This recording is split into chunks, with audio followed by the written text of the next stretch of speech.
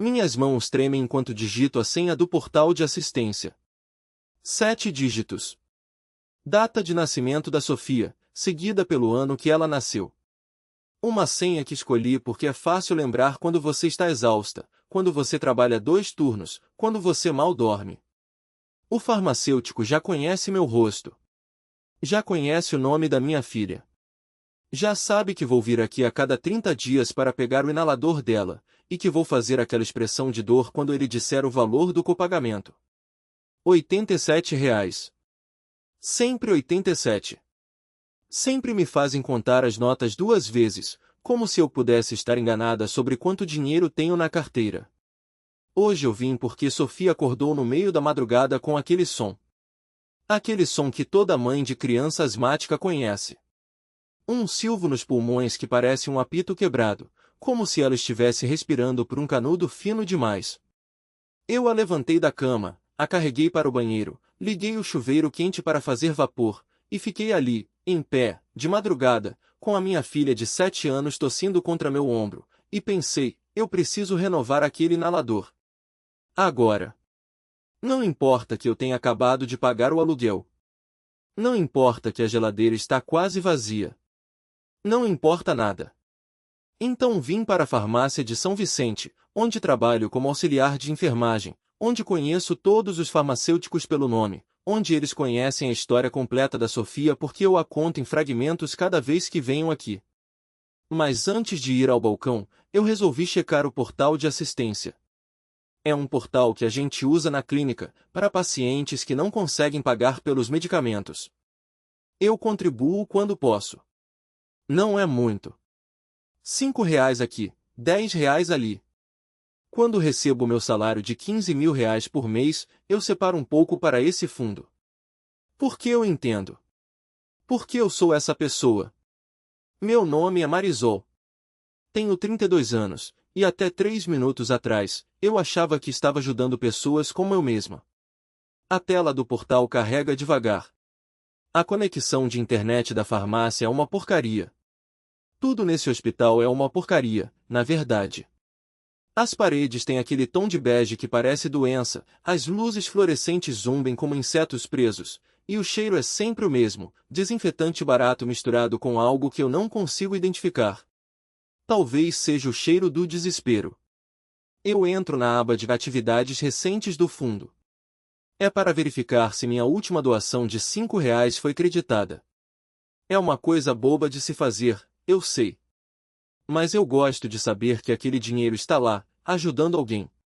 E é quando vejo. A foto está ali, no canto da minha tela. Uma notificação do Instagram que apareceu enquanto eu estava logada. Não deveria estar ali. A rede social não deveria estar aberta enquanto estou no portal do hospital. Mas é. E a foto é de Danica. Danica é supervisora do Departamento de Assistência Social. Danica é a pessoa que gerencia esse fundo. Danica é a pessoa que faz discursos bonitos em reuniões sobre ajudar os vulneráveis e ser a mudança que queremos ver. Na foto, Danica está em um spa. Ela está deitada em uma maca branca, com uma máscara verde no rosto, e está sorrindo para a câmera com aquele sorriso que ela pratica na frente do espelho. A legenda diz, merecido. Um fim de semana de puro luxo em Caldas Novas. Spa, vinho, e 0 preocupações. A vida é curta. Faíscas. O timestamp da foto é de ontem. Ontem. Eu olho para a data de hoje. Depois olho para a foto novamente. Depois olho para a tela do portal, onde está escrito que o fundo recebeu uma requisição de cheque no valor de R$ 1.200. A descrição diz, auxílio emergencial para moradia de auxiliar de enfermagem em situação de vulnerabilidade. R$ 1.200. E Danica está em um spa em Caldas Novas. Meu corpo inteiro congela. Não é um frio de frio. É um frio de clareza. É aquele momento quando você sente que o chão sob seus pés desaparece, mas você continua de pé. Você continua respirando. Você continua ali, fingindo que nada aconteceu. O farmacêutico me chama do outro lado do balcão. Marisol? O inalador da Sofia. Eu não respondo. Eu estou olhando para a foto de Danica. Para aquele sorriso. Para aquele rosto descansado, sem as rugas de preocupação que eu tenho toda vez que acordo. Sem o cansaço que eu carrego nos ombros. Eu fecho o navegador. Eu guardo o telefone na bolsa. Eu levanto da cadeira. Marisol. O farmacêutico está esperando. Eu saio da farmácia sem dizer nada. Sem o inalador. Com uma pasta de informações sendo aberta na minha mente, e uma frieza que eu nunca havia sentido antes cortando através do pânico. Eu agora sabia onde o dinheiro estava indo. E eu sabia exatamente o que eu precisava fazer. Meu turno da noite começou às 10 da noite, como sempre. Eu entrei pelo portão de serviço do hospital, passei pelo corredor que cheira a desinfetante vencido, e fui direto para o depósito de materiais de limpeza no segundo andar. Meu uniforme já estava pendurado no gancho onde deixo todos os dias. Calça cinza, camiseta cinza, avental cinza. Invisibilidade em forma de tecido. Eu peguei meu carrinho de limpeza, aquele que rangue nas rodas e que ninguém mais quer usar, e comecei meu trajeto. Terceiro andar. Enfermarias. Salas de espera. E depois, os escritórios administrativos. A raiva que eu sentia desde aquele momento na farmácia estava ali, queimando dentro do meu peito como uma brasa que alguém colocou embaixo da minha camiseta. Mas eu a enterrei. Enterrei fundo. Porque agora eu precisava pensar. Precisava ser metódica. Precisava ser invisível. Quando você trabalha como faxineira em um hospital, as pessoas não te veem de verdade. Elas veem o uniforme. Veem o carrinho. Vem a mulher que esvazia as lixeiras e passa o pano nos corredores. Ninguém olha nos seus olhos. Ninguém te cumprimenta quando você passa. Você é parte da estrutura do lugar, como as paredes ou as portas. Eu sempre soube disso. Mas naquela noite, eu agradeci por isso. Subi para o terceiro andar por volta das 11h30. Os corredores já estavam vazios. Os enfermeiros estavam ocupados nas enfermarias. Os médicos estavam em suas rondas. E eu estava sozinha com minhas luvas de látex e meu carrinho que rangia. O escritório de Danica fica no final do corredor, logo depois da estação de enfermeiros. Uma porta com seu nome em uma placa de plástico. Supervisora de assistência social. Aquela mulher que fala sobre vulnerabilidade com uma voz que parece que foi treinada em um curso de empatia falsa. Eu bati na porta. Nada. Entrei. O escritório dela é pequeno, apertado, cheio de papéis empilhados em cima da mesa. Há uma foto dela na parede, sorrindo ao lado de uma criança em um evento de caridade. Há também um espelho portátil, um frasco de perfume caro que eu reconheço porque a cheiro nos corredores quando ela passa, e uma xícara de café que ainda tinha borra no fundo. Ela nem tinha lavado a xícara. Nem isso. Eu comecei pelo lixo. A lixeira estava embaixo da mesa, aquela de plástico cinza que a maioria das pessoas usa. Eu a puxei e comecei a esvaziar em meu saco de lixo. Papéis amassados. Embalagens de chiclete. Um recibo de café que ela tinha jogado fora. E foi quando minha mão, ainda dentro da luva de látex, sentiu algo diferente. Papel mais grosso. Papel que não deveria estar ali. Eu tirei a luva e coloquei minha mão novamente na lixeira. Meus dedos encontraram um maço de papéis que tinha sido parcialmente rasgado. Alguém tinha tentado destruir aquilo, mas não completamente. Porque Danica é preguiçosa. Danica é o tipo de pessoa que começa a rasgar algo e depois desiste no meio. Eu puxei o maço para fora. Eram formulários de requisição de cheque. Meu coração começou a bater mais rápido. Eu desdobrei o primeiro. A tinta estava um pouco apagada porque o papel tinha sido amassado, mas eu conseguia ler. A data era de 2 semanas atrás. O valor era de R$ 800. A descrição dizia: auxílio de emergência para alimentação de mãe solo com 3 filhos. Eu peguei o segundo formulário. R$ 1.000. Data de 1 semana atrás. Auxílio para aluguel de idoso em situação de rua. O terceiro. R$ 1.200. A data era de ontem. Auxílio emergencial para moradia de auxiliar de enfermagem em situação de vulnerabilidade. Aquele era meu. Ou melhor, era para ser meu. Ou para ser de alguém que realmente precisava. Eu senti minha garganta apertar. Eu dobrei os papéis com cuidado e coloquei dentro do bolso do meu avental. Depois coloquei uma nova luva de látex e continuei fingindo que estava apenas fazendo meu trabalho. Esvaziando a lixeira. Limpando a mesa. Passando um pano no espelho. Mas minha mente não estava ali. Minha mente estava em Sofia. Em seu respirar ofegante. Em como ela acordou no meio da madrugada tossindo. Em como eu não tinha conseguido comprar o inalador porque Danica tinha gastado aquele dinheiro em um spa em Caldas Novas. Eu terminei o escritório dela em silêncio absoluto. Quando saí, fechei a porta com cuidado. E enquanto descia pelo corredor, com meu carrinho que rangia, eu comecei a entender que aquilo não era apenas raiva.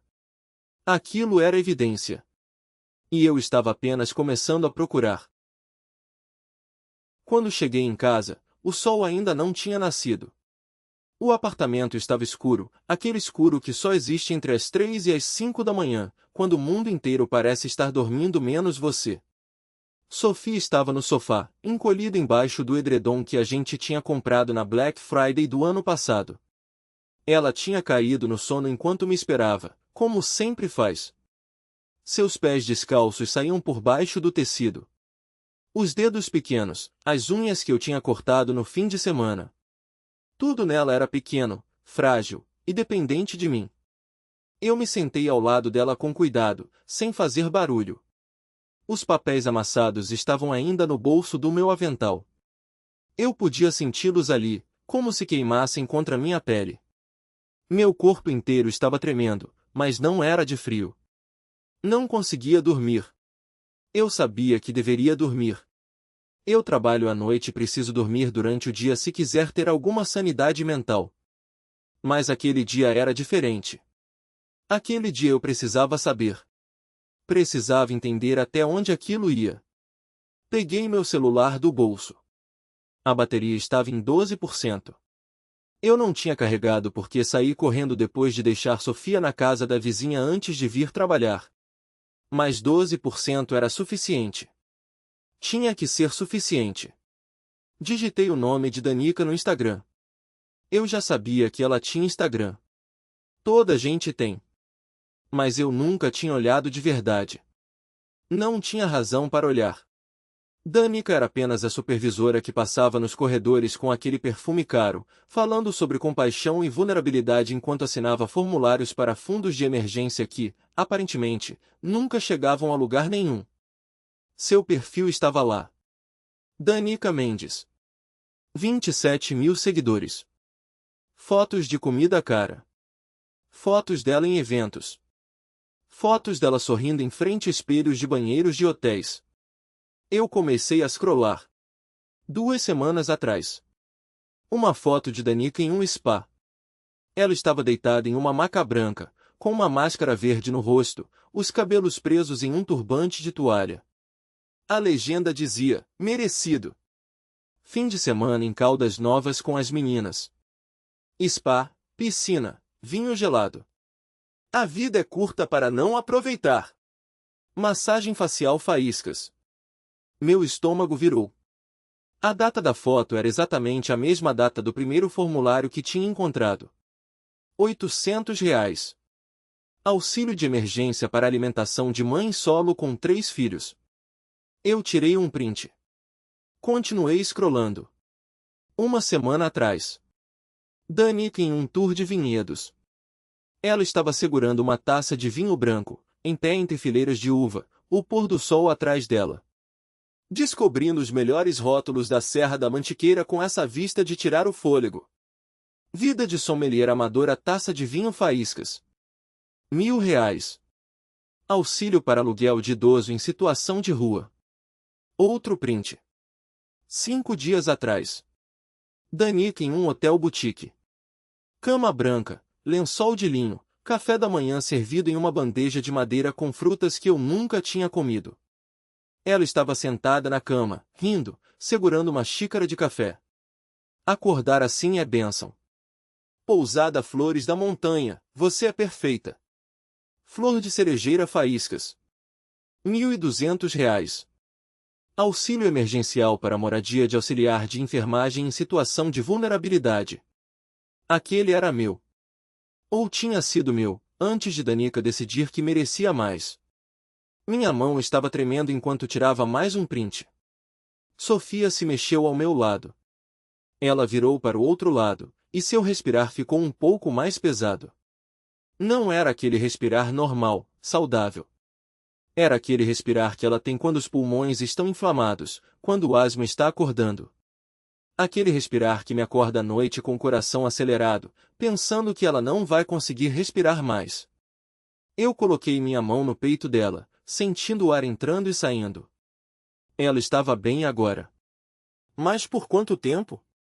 Sem o inalador novo, sem os medicamentos que o médico tinha pedido, por quanto tempo ela ficaria bem? Voltei para o celular. Criei uma pasta no meu Google Drive. Chamei de Evidências. Comecei a fazer upload dos prints.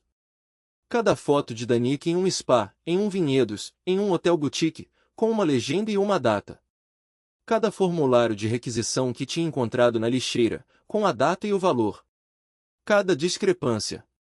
Danica é o tipo de pessoa que adora postar na internet. Ela adora mostrar sua vida. Ela nunca pensou que alguém como eu, uma mulher invisível que esvazia lixeiras à noite, estaria olhando para suas fotos, conectando os pontos, entendendo a verdade.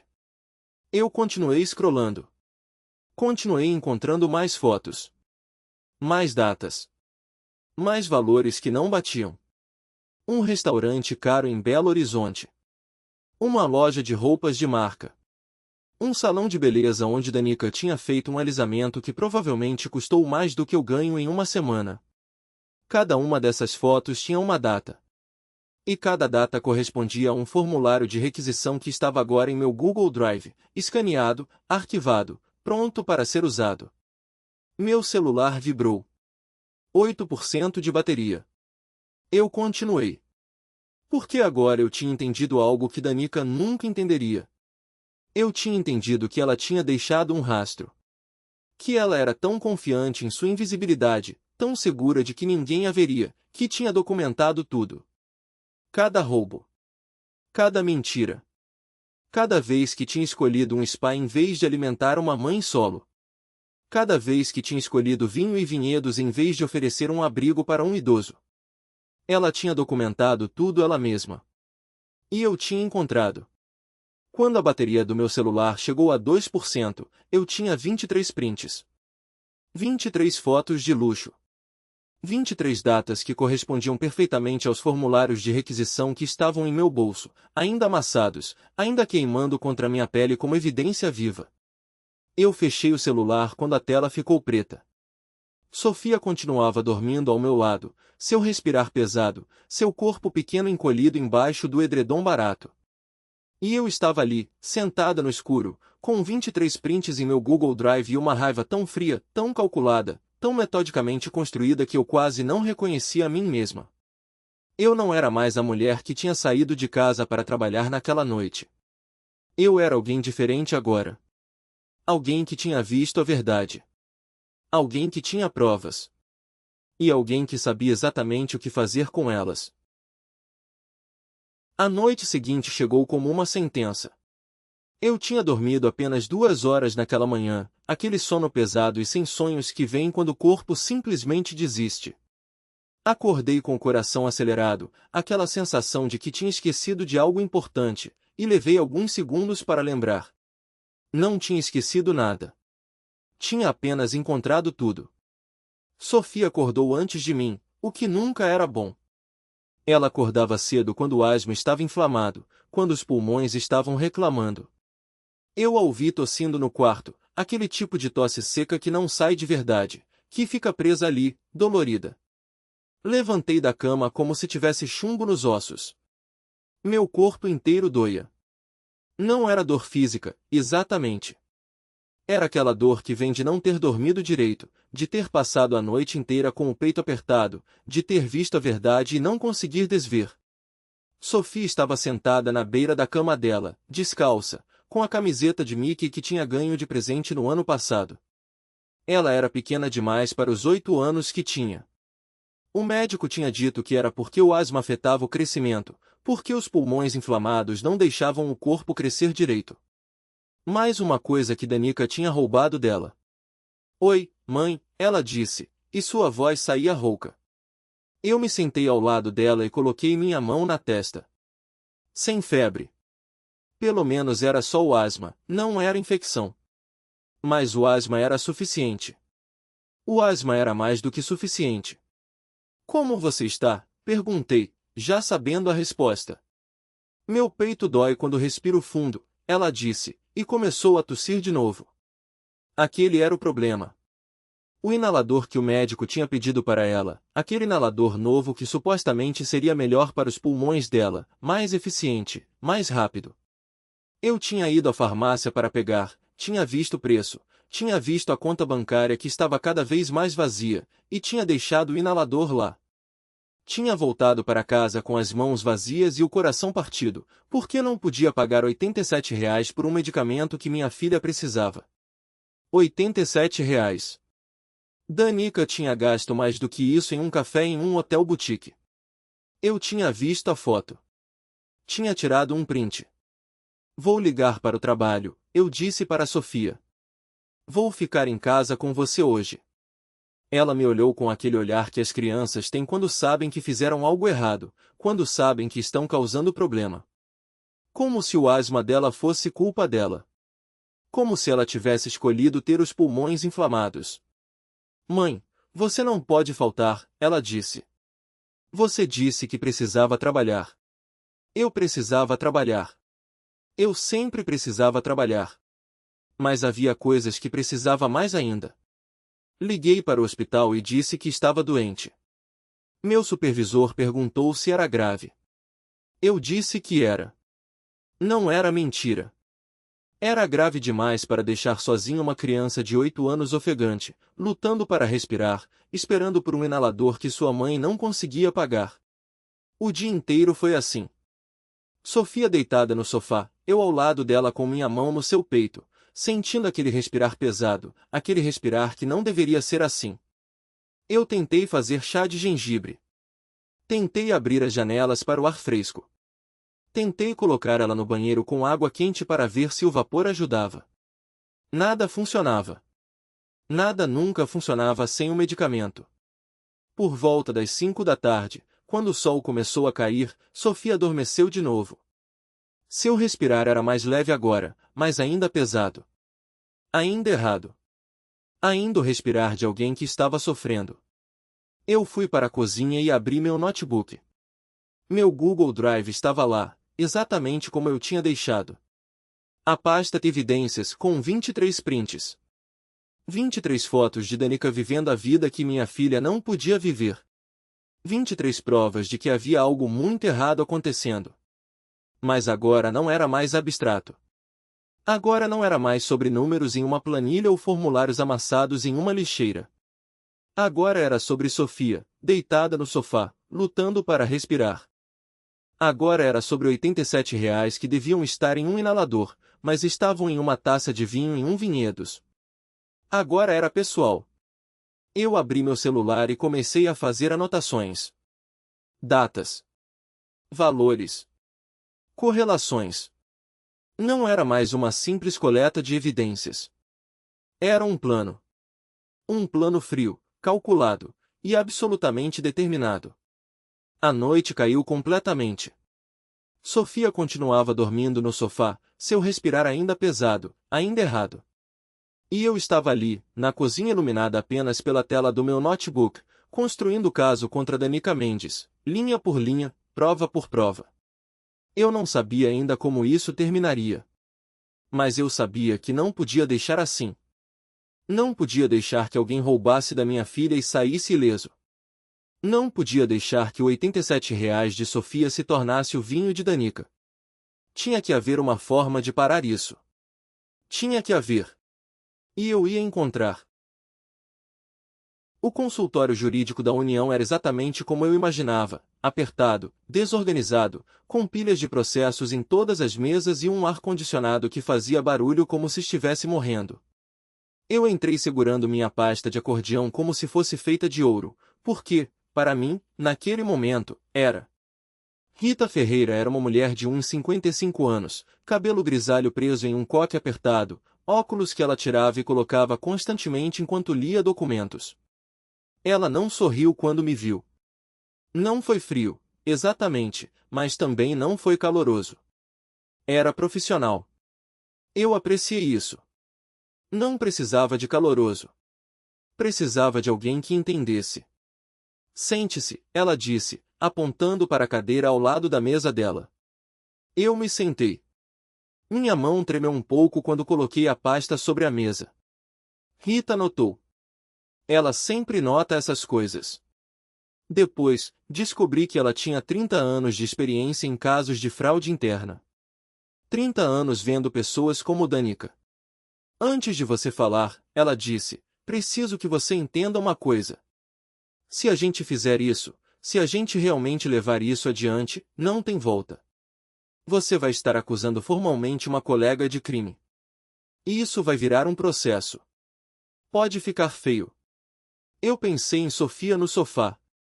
Pensei naquele respirar pesado. Pensei em R$ 87 que não consegui pagar. Entendo, eu disse. Rita abriu a pasta e começou a revirar os documentos. Primeiro, os formulários amassados que eu tinha encontrado na lixeira. Ela os alisou cuidadosamente, como se estivesse tratando evidência de crime, que era exatamente o que eram. Seus olhos se moviam rápido de um lado para o outro, lendo cada linha, cada número, cada assinatura. Depois vieram os prints.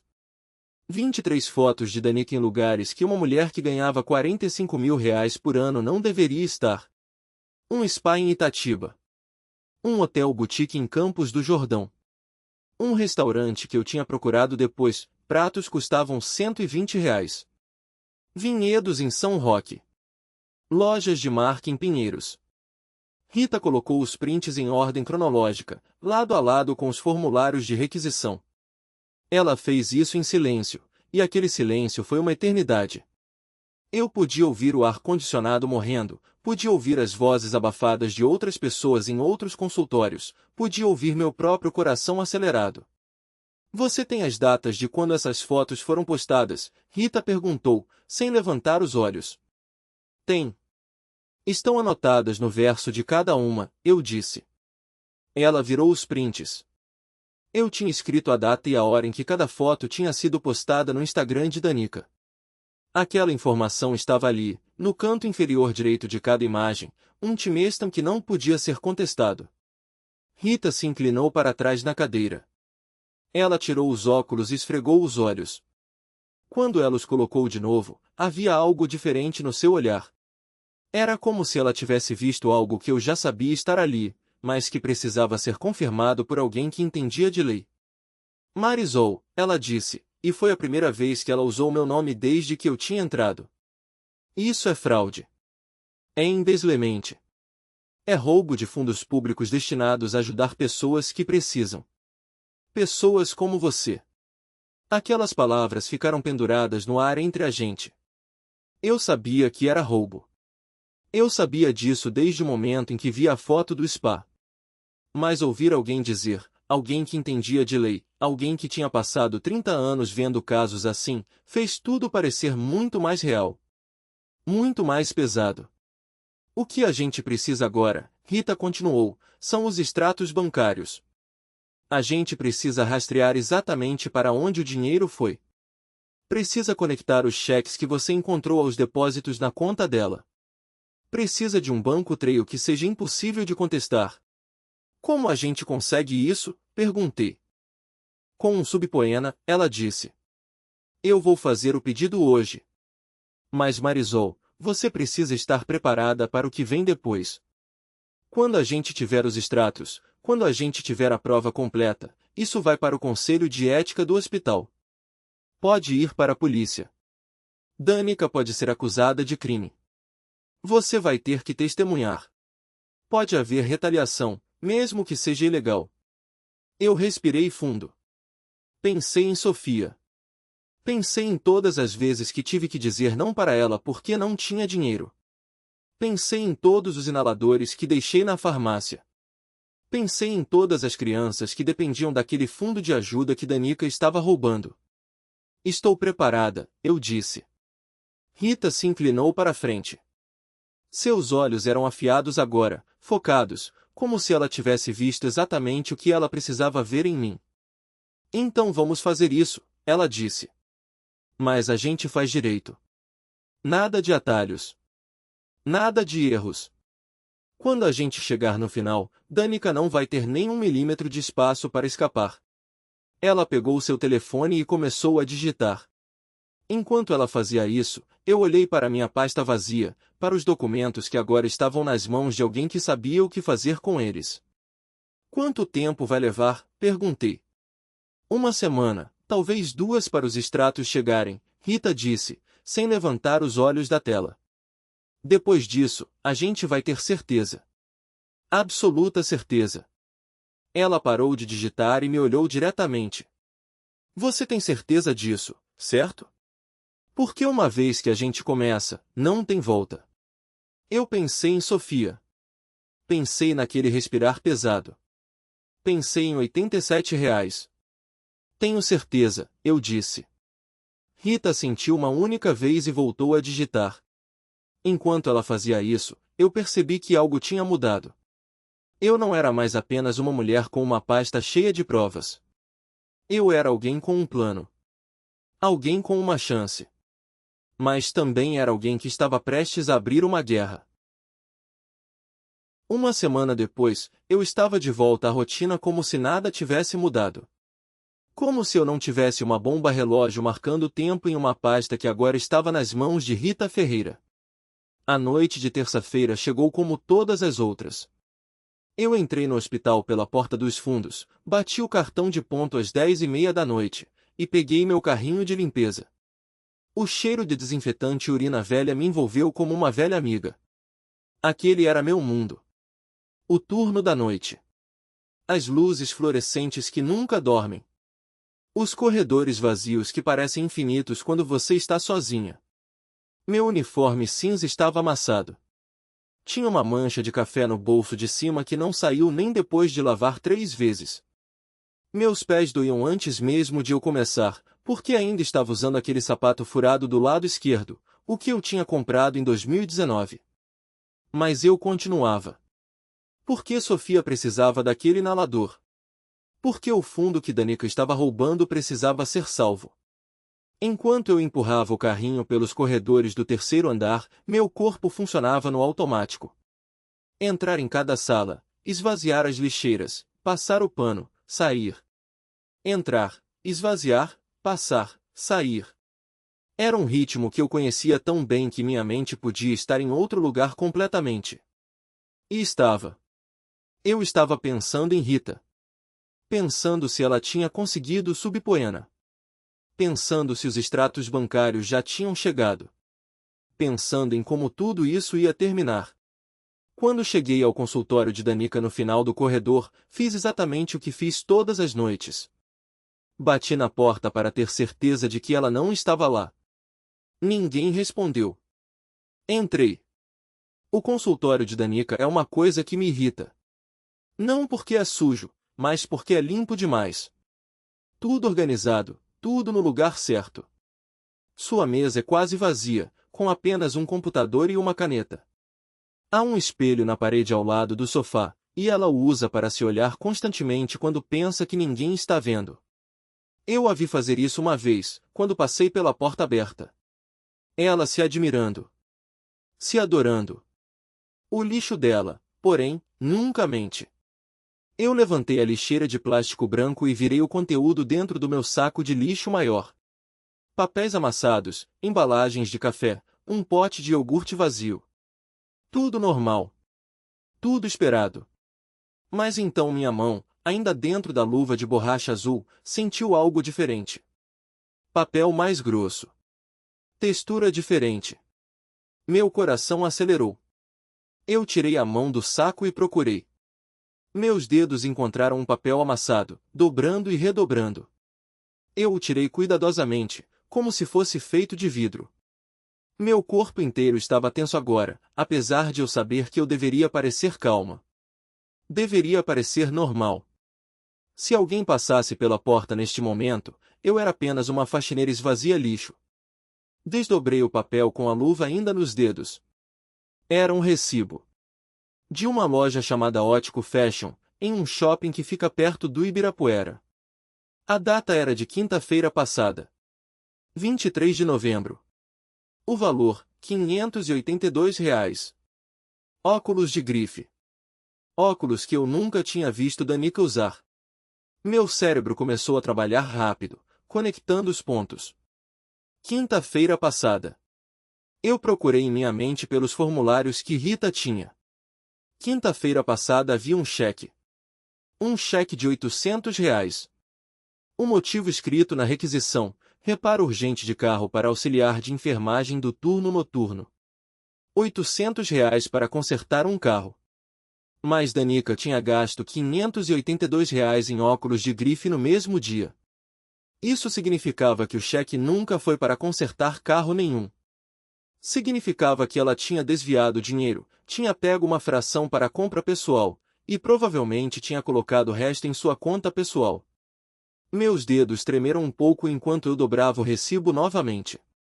Eu o coloquei no bolso do meu uniforme, por baixo da mancha de café, onde ninguém veria. Eu terminei de esvaziar a lixeira. Varri o chão.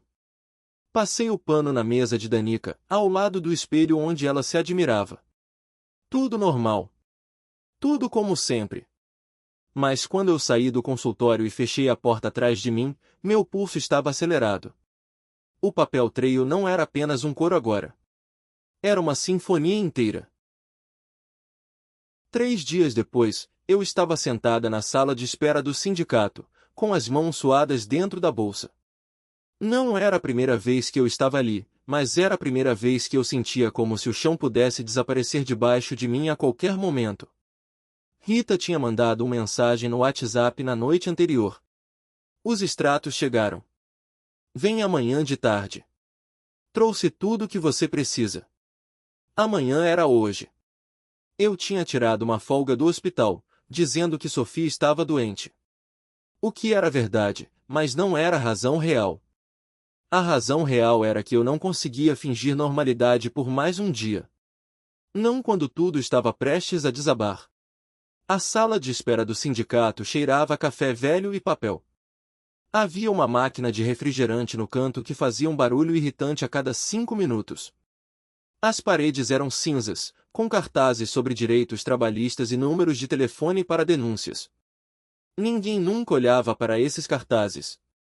Ninguém nunca ligava para esses números. Mas eu estava prestes a fazer exatamente isso. Quando Rita abriu a porta do seu consultório, ela não sorriu. Isso me assustou mais do que qualquer coisa poderia ter assustado. Vem cá, Marisol, ela disse, apontando para a cadeira de couro gasto em frente à sua mesa. O consultório de Rita era tão diferente do de Danica que parecia que estavam em universos diferentes. Aqui, tudo era caótico. Papéis em pilhas, livros de leis empilhados no chão, xícaras de café vazias em cima de caixas de arquivo. Mas havia algo reconfortante nisso. A desordem de alguém que realmente trabalhava. Que realmente se importava. Sobre a mesa, porém, havia a ordem absoluta. 3 pilhas de documentos, cada uma separada com precisão. Rita tinha feito o trabalho dela. E tinha feito bem. Os extratos bancários chegaram ontem, ela disse, sentando-se e puxando a primeira pilha para perto de mim. Subpoena foi processada sem contestação. Danica não tinha como contestar porque ela nem sabia que isso estava acontecendo. Eu olhei para os papéis. Extratos do Banco Itaú. Nomes de contas. Números que significavam tudo. Aqui Rita apontou com uma caneta Bic desgastada. Esse é o depósito. R$ 800. Vindo do fundo de emergência do hospital. Requisição número 4472. Data: 23 de novembro. Eu reconheci a data. Era a data do recibo que eu tinha encontrado no lixo. E aqui Rita continuou, puxando a segunda pilha. Essa é a conta pessoal de Danica. Você vê? 24 horas depois do depósito, tem uma transferência para uma loja de ótica. R$ 582. O mesmo dia que você encontrou o recibo. Meu estômago fez um nó. Mas tem mais, Rita disse, e sua voz ficou mais firme. Ela puxou a terceira pilha. A gente conseguiu os extratos de 3 meses. Marisol, são 22 transações. 22. Spa, hotel, restaurante, boutique. Tudo saindo de requisições falsas do fundo de emergência. Eu senti as minhas mãos tremendo. 22. Aquilo não era um deslize. Aquilo não era um erro. Aquilo era um padrão. Um hábito. Uma escolha deliberada. Quanto? Eu perguntei, e minha voz saiu mais fraca do que eu esperava. R$ 17.437, Rita respondeu. Em 3 meses. R$ 17.000. Aquilo era mais do que eu ganhava em 6 meses. Aquilo era a vida de Sofia. Aquilo era cada inalador, cada refeição, cada noite que eu trabalhava até minhas costas doer. Rita se inclinou para a frente, e seus olhos encontraram os meus. Havia algo diferente neles agora. Algo que não era pena, mas era respeito. Como se ela estivesse vendo alguém que ela já tinha visto antes, alguém que tinha coragem. A ética do hospital chamou uma reunião, Rita disse, e meu coração parou de bater por um segundo. Eles querem que você esteja lá. Para apresentar isso. Tudo isso. Minha voz saiu como um sussurro. Você, Rita confirmou. É amanhã. 10 da manhã. Sala de conferência do 3º andar. E Marisol? Eu olhei para ela. Traga seu blazer. E traga essa pasta com você.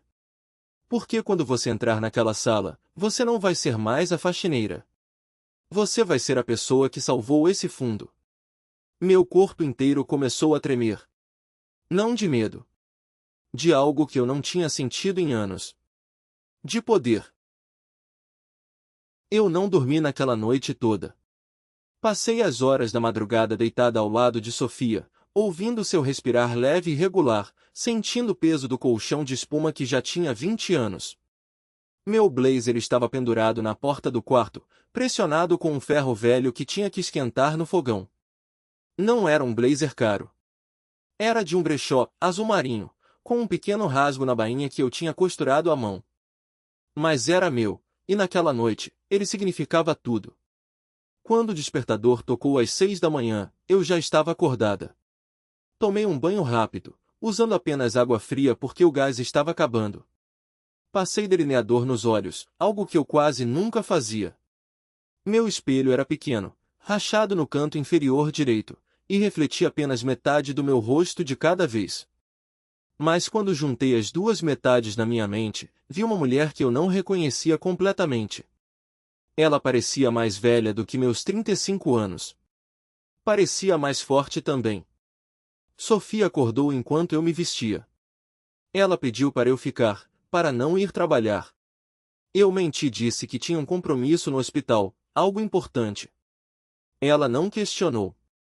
Crianças nunca questionam quando você diz que algo é importante. Elas apenas confiam que você sabe o que está fazendo. Eu não tinha certeza de que sabia. A pasta estava em cima da geladeira, onde eu a tinha deixado. Dentro dela, tudo que Rita tinha me dado, os extratos bancários, os recibos que eu tinha encontrado, os screenshots das fotos de Danica em lugares que não deveria estar, os documentos da Subpoena. Cada folha era uma pequena lâmina, e juntas, elas formavam uma faca muito afiada. Cheguei ao hospital às 9h45. Rita estava me esperando no corredor do 3º andar, perto da sala de conferência. Ela estava usando um terno cinza que parecia ter sido pressionado com cuidado. Seu cabelo, normalmente preso em um coque desleixado, estava escovado. Ela parecia diferente também. Parecia que ela tinha feito isso antes. Que ela sabia como fazer isso. Você está bem? Ela perguntou, olhando para mim. Eu não respondi. Apenas acenei com a cabeça. Mr. Cho já está lá dentro, ela continuou. Ele é o chefe da ética. Ele é bom. Ele vai deixar você falar. Você só precisa seguir o plano. Você lembra do plano? Eu lembrava. Tinha ensaiado a noite toda, enquanto olhava para o teto do meu quarto. Rita colocou a mão no meu ombro. Quando você entrar lá, você não é mais a faxineira. Você entende? Você é a pessoa que descobriu a verdade. Você é a pessoa que tem poder. A sala de conferência tinha uma mesa comprida de vidro e cadeiras de escritório com rodas. As luzes fluorescentes zumbiam acima de nossas cabeças, aquele zumbido irritante que você só percebe quando está com medo. As paredes eram brancas e vazias, exceto por um quadro com uma citação sobre integridade que ninguém nunca lia. Mr. Cho estava sentado em uma das cabeceiras. Ele era um homem de uns 60 anos, com óculos de armação preta e um terno que parecia custar mais do que eu ganhava em um mês. Ele sorriu para mim, mas era um sorriso profissional. O tipo de sorriso que não significa nada. Rita se sentou ao meu lado. Ela colocou a pasta sobre a mesa, mas não a abriu ainda. Esperamos. Às 10 em ponto, a porta se abriu. Danica entrou sorrindo. Ela estava usando um vestido rosa claro que eu tinha visto em uma das fotos do Instagram. Seu cabelo estava em ondas perfeitas, o tipo de ondas que só você consegue em um salão caro. Ela estava radiante. Ela parecia vencedora. Quando ela viu a pasta na mesa, o sorriso morreu. Eu vi isso acontecer. Vi o momento exato em que ela entendeu que algo estava errado. Vi seus olhos se moverem de Rita para Mr. Cho para mim. E vi o momento em que ela me reconheceu não como a faxineira que esvaziava seu lixo, mas como alguém que tinha estado observando. Alguém que tinha estado coletando. Eu não disse nada. Apenas abri a pasta. A primeira pilha de papéis, os extratos bancários. Eu os coloquei na frente dela, lentamente, deixando que cada página fizesse um som seco quando tocava a mesa de vidro. Requisição número 4472, eu disse, e minha voz era tão calma que parecia vir de outra pessoa. 23 de novembro. R$ 800. Fundo de emergência para reparos urgentes de carro de uma auxiliar do turno da noite. Eu apontei para o extrato correspondente. 24 horas depois, uma transferência de R$ 800 para a conta pessoal de Danica. Mesma quantidade. Mesmo banco. E então? Eu coloquei a segunda pilha sobre a primeira. Uma compra em um spa de luxo nos Jardins. R$ 582. O mesmo dia. Danica estava pálida. Seu rosto tinha perdido toda a cor, como se alguém tivesse puxado um plugue e deixado toda a vida sair dela. Isso é. Ela começou, mas sua voz saiu como um sussurro fraco. Eu levantei a mão. Eu nem estava com raiva mais. Eu estava além da raiva. Eu estava em um lugar onde a raiva não podia chegar. Eu estava em um lugar onde havia apenas fatos. 22 transações, eu continuei, colocando a terceira pilha. 3 meses. R$ 17.437. Os screenshots das fotos de Danica no Instagram estavam ali também. Cada uma com uma data. Cada uma correlacionada a um depósito falsificado. A viagem para a vinícola. A noite no Hotel Boutique. O fim de semana no spa. Tudo documentado. Tudo provado. O rosto de Danica começou a desabar. Não dramaticamente. Apenas, desabando. Como um edifício que tinha sido construído sobre areia. Rita colocou um papel em branco na frente dela, junto com uma caneta. Agora, disse Mr. Cho, sua voz tão suave quanto aço, vamos discutir suas opções. Mr. Cho respirou fundo. Ele tirou os óculos e os limpou com um lenço que tinha em seu bolso. Quando os colocou de volta, seus olhos eram mais duros. Danica, ele disse, e seu tom tinha mudado. Não era mais profissional. Era afinal. Você tem duas opções. E você precisa entender que não há uma terceira. Danica estava olhando para a caneta como se fosse uma cobra. Seu corpo inteiro tremia. A primeira opção, continuou Mr. Cho, é que você assina uma carta de resignação hoje. Imediatamente. Você devolve cada centavo que você tirou do fundo de emergência. Nós vamos calcular os juros. Você vai fazer um acordo de reembolso com o hospital. Isso vai durar, provavelmente, 2 anos. Talvez mais. Você vai sair daqui com uma marca em seu registro que vai seguir você por cada emprego que você tentar conseguir pelo resto da sua vida profissional. Nós não vamos ir à polícia. Nós vamos manter isso entre nós. Mas você vai desaparecer. Danica abriu a boca para falar, mas Mr. Cho levantou a mão. A segunda opção, ele disse, é que nós vamos apresentar tudo isso à polícia. Hoje. Agora. Você vai ser presa por embezzlement. Você vai ter um julgamento público. Seu nome vai estar em todos os jornais da cidade. Cada hospital, cada clínica, cada empresa que você tentar trabalhar vai fazer uma busca no Google e vai ver que você é uma criminosa. E você vai ir para a cadeia. O silêncio na sala era tão pesado que eu conseguia ouvi-lo. Danica pegou a caneta. Suas mãos estavam tremendo tanto que ela quase a deixou cair. Rita tinha trazido um documento já preparado. Ela o colocou na frente de Danica. Era uma carta de resignação. Simples. Direta. Sem explicações. Danica começou a escrever. Ou tentar escrever. A caneta se movia sobre o papel, mas as letras eram grandes e irregulares, como se uma criança estivesse assinando o seu nome. Eu a observei. Observei seu rosto desabar completamente. Observei o momento em que ela entendeu que tudo tinha acabado. Não apenas o roubo. Tudo. Sua carreira. Sua reputação. Sua vida como ela a conhecia. A caneta continuava se movendo. Cada letra era um som seco, um arranhado contra o papel. Eu nunca tinha ouvido uma caneta fazer um som tão alto. Quando ela terminou, ela colocou a caneta sobre a mesa. Suas mãos caíram para seu colo. Ela não estava mais radiante. Ela parecia pequena. Parecia vazia. Rita pegou o documento e o leu cuidadosamente. Ela assinou para Mr. Cho. Ele assinaria como testemunha. Ele já estava fazendo isso, sua assinatura grande e confiante em contraste com a de Danica. Vamos precisar de seus cartões de acesso, disse Mr. Cho. Imediatamente. Você vai deixar o prédio acompanhada por um segurança. Você não vai voltar. Você não vai entrar em contato com ninguém neste hospital. Você vai aguardar o contato do departamento financeiro sobre seu plano de reembolso.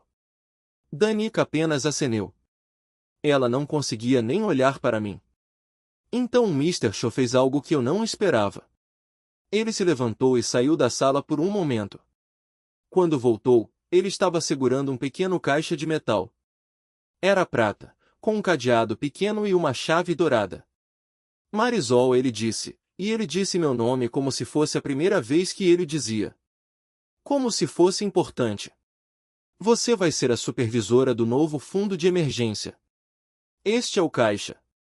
Você vai manter a chave. Todos os depósitos vão passar por você. Todos os saques vão ter sua aprovação. Você vai fazer isso enquanto continua seu trabalho aqui. Haverá um pequeno aumento em seu salário para cobrir o tempo extra. Ele colocou a chave em minha mão. A chave era mais pesada do que eu esperava. Eu olhei para ela. Era pequena e dourada e completamente ordinária. Mas em minha mão, ela parecia pesar toneladas. Danica finalmente olhou para mim. Seus olhos encontraram os meus, e naquele momento, eu vi tudo. Vi a arrogância. Vi a certeza de que ela nunca seria pega.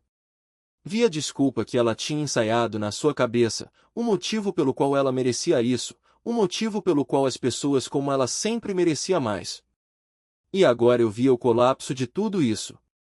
Eu não sentia satisfação. Não sentia alegria. Senti apenas uma quietude muito profunda. A quietude de alguém que tinha feito o que precisava fazer. Rita colocou uma mão em meu ombro. Eu me levantei. Eu não olhei para trás quando saí da sala. Não precisava. A sala inteira tinha mudado. Danica tinha mudado. E eu tinha mudado também, mas de uma forma diferente. Eu tinha me tornado a pessoa que protegia. A pessoa que não podia mais ser roubada. 3 horas depois, eu estava de volta ao meu apartamento. Sofia ainda estava na escola. A chave estava em cima da mesa da cozinha, ao lado de uma xícara de café frio. Eu a peguei novamente. Ela ainda pesava toneladas. Eu pensei em Sofia respirando melhor porque agora havia um fundo que seria protegido.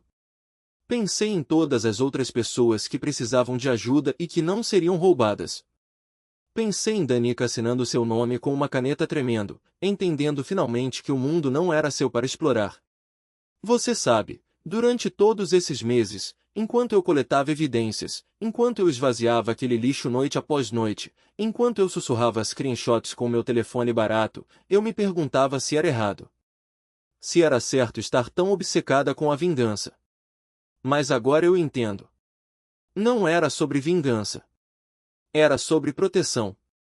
Era sobre dizer que não, você não vai mais machucar as pessoas que não têm voz. Você não vai mais roubar de crianças que precisam respirar. Você não vai mais se safar porque você é bonita e radiante e porque ninguém acredita que pessoas como você fazem coisas como essa. Se você já teve que cortar alguém de sua vida para proteger sua paz, deixe um comentário. Deixe um comentário se você entende o que é carregar o peso de alguém que você ama enquanto outra pessoa a rouba. Se essa história tocou você, se você sente que não está sozinha, inscreva-se no canal. Junte-se à nossa comunidade de mulheres que recusam ser vítimas. Que compartilham suas histórias. Que se protegem mutuamente. Porque é isso que fazemos aqui. Nós não somos vítimas. Nós somos sobreviventes. E nossas histórias importam.